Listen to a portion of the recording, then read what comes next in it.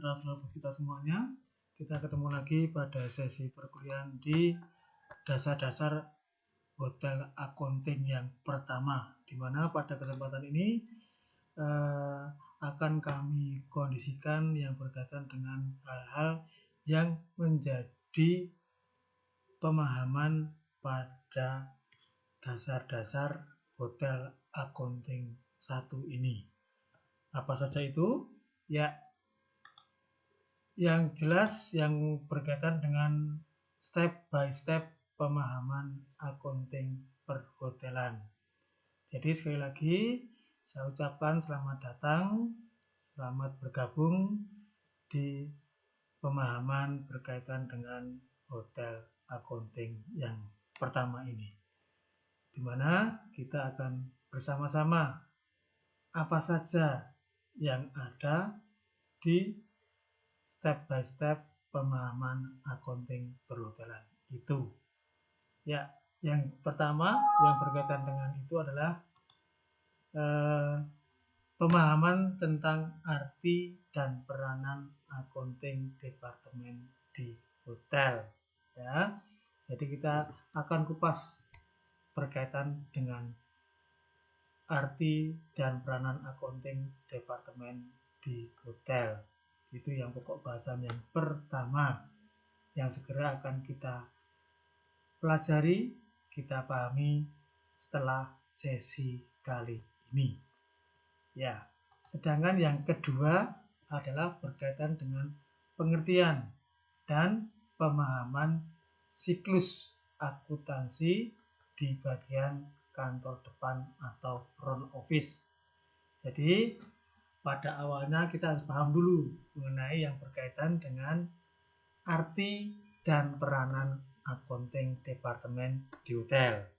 Nah, setelah itu kita baru ke pengertian dan pemahaman siklus akuntansi di kantor depan atau front office, karena barometer ataupun akuntansi perhotelan itu dimulai pada saat adanya reservasi di kantor depan.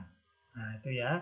Selanjutnya, yang ketiga adalah dasar-dasar dan cara breakdown room rate. Jadi kita harus paham yang berkaitan dengan dasar-dasar, jadi kita mengkondisikan setiap rate yang ada di kantor depan yang berkaitan dengan harga kamar. Nah, itu kita harus pahami betul apa saja yang menjadi tolok ukur atau yang menjadi dasar yang konkret, yang detail berkaitan dengan rincian dari tiap harga yang ditetapkan oleh setiap hotel di dalam menjual kamarnya. Ya, selanjutnya yang keempat adalah pola penghitungan room cost. Jadi tidak hanya di FB saja yang ada cost-nya, tetapi di sini juga kita harus paham mengenai room cost-nya. Ya, karena setelah kita tahu mengenai harga kamar, otomatis kita juga harus paham mengenai biaya yang dikeluarkan dalam setiap setup kamar yang siap dijual, tergantung masing-masing tipe yang ada. Selanjutnya adalah pengertian dan pemahaman terkait tugas-tugas kasir. Nah, ini berhubungan dengan mekanisme kerja di outlet kasir. Itu kan ada ya, dari front office kasir, dari room restoran and bar kasir di restoran, lalu ada juga yang dari swimming pool kasir, bisnis center kasir, dan outlet yang ada di setiap operasional hotel kesehariannya. Nah, selanjutnya adalah pengolahan data pada proses pelaporan di kasir section, yang mana setelah kita pahami mengerti berkaitan dengan tugas-tugas kasir, kita juga harus paham juga cara membuat pelaporan di tiap outletnya. Nah, di sini nanti tiap kasir itu akan menuangkan hasil dari kerjanya melalui daily kasir report. Nah, itu ya. Lalu yang ketujuh adalah mekanisme kerja di night audit.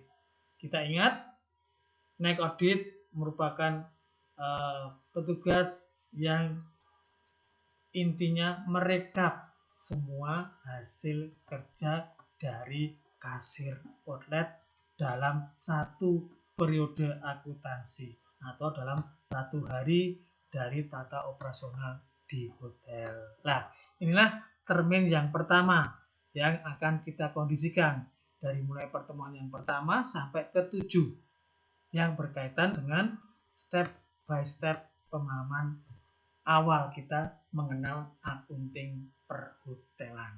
Nah, selanjutnya pada yang termin kedua juga ada sama, ada 7 poin atau 7 tahap. Nah, ke-8 dimulai dari pengertian dan pemahaman job description dan juga SOP accounting department, terutama di bagian store atau gudang. Sekali ingat, accounting itu dibagi menjadi 2 section. Section yang pertama adalah finance section atau bagian administrasi. Section yang kedua adalah logistik atau store section. Nah, itu ya. Selamat datang nanti ya. Di termin yang kedua ini adalah berkaitan dengan yang ada di gudang atau store.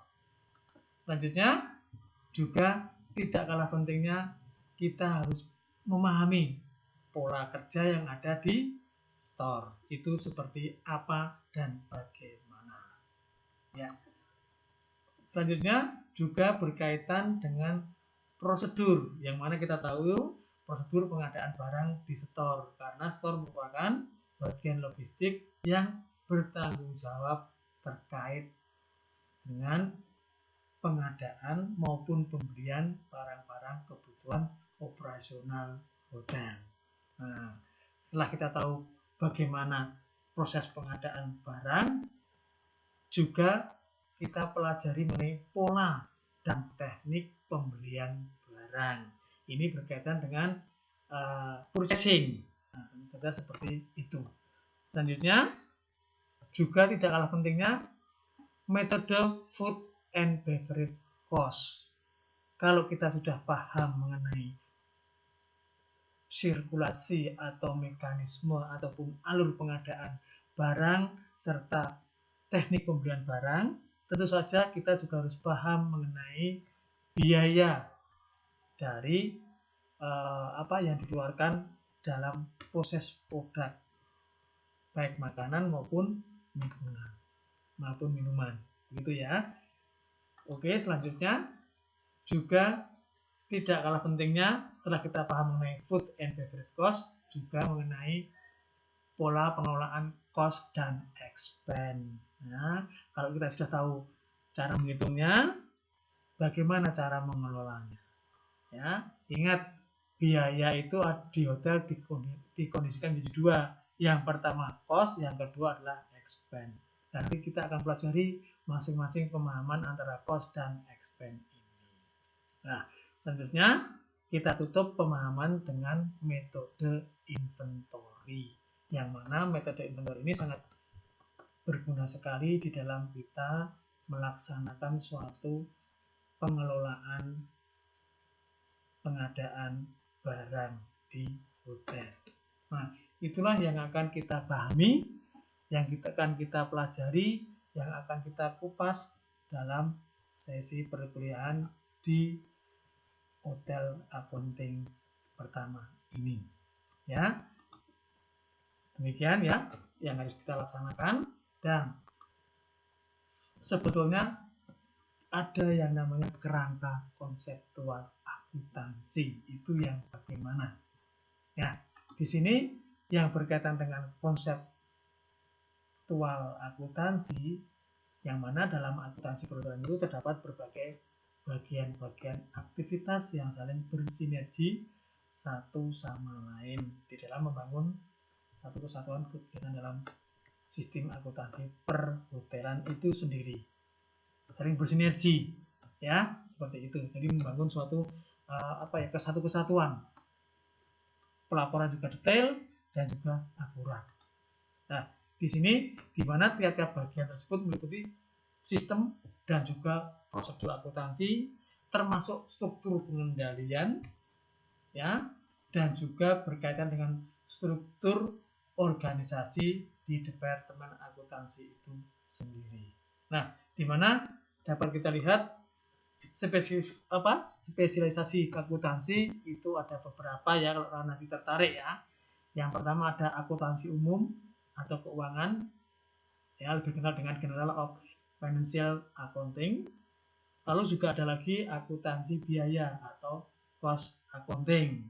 Nah, selanjutnya ada juga akuntansi anggaran atau budgeting accountingnya, ya. Termasuk nanti juga kalau kita menyusun anggaran, tidak untuk kemungkinan kita juga harus paham mengenai pajak, yaitu akuntansi perpajakan atau tax accounting, ya, akuntansi pajak. Dan tidak lupa juga berkaitan dengan audit, ada akuntansi pemeriksaan atau auditing.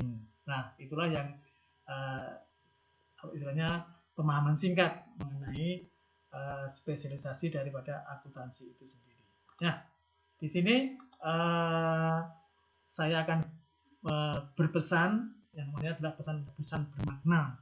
Nah, tentu saja nanti biar kita selalu paham mengenai yang berkaitan dengan akuntansi itu sendiri. Ya, di sini hal yang menjadi harapan setelah mempelajari materi yang disaji selama dalam pembelajaran ini, yakni apa?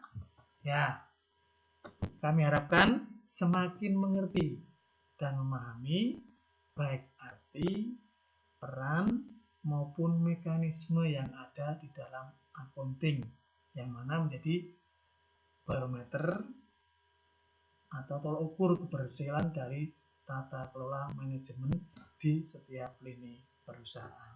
Demikian ya dari proses pembelajaran hari ini, pemahaman terkait dengan model accounting yang pertama. Mudah-mudahan hari ini sangat bermanfaat untuk kita semuanya. Tetap fokus dan silahkan ikuti sajian-sajian berikut yang tentu saja sangat menarik untuk dipahami, dipelajari, dan diterapkan dalam setiap lini usaha. Demikian, jangan lupa ya, subscribe, semoga kita senantiasa diberi kesehatan. Amin. Terima kasih.